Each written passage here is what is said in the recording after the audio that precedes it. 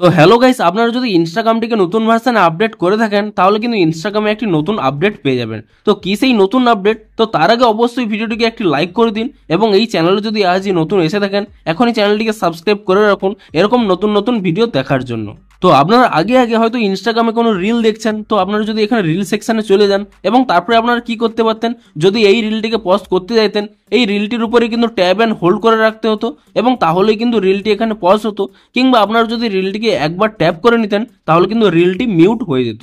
কিন্তু এখানের ক্ষেত্রে কিন্তু একটি নতুন আপডেট আনা হয়েছে। আপনারা যদি ইনস্টাগ্রামটিকে নতুন ভার্সনে আপডেট করে থাকেন তাহলে কিন্তু একটি নতুন আপডেট পেয়ে যাবেন। দেখুন, আমি এখন যদি রিলের উপরে ক্লিক করে নিই এবং ধরুন এই রিলটি আমি দেখছি, আমি চাইছি যে এই রিলটিকে পজ করতে, তো শুধুমাত্র এখানে ট্যাপ করে নিলেই দেখুন এখানে কিন্তু একটি পজ বাটন চলে এসেছে এবং আপনাদের কিন্তু রিলটি পজ হয়ে গেছে। এবং আপনারা যদি পুনরায় এখানে স্ক্রিনের উপরে ট্যাপ করে নেন তাহলে দেখবেন রিলটি কিন্তু আবার চালু হয়ে যাবে।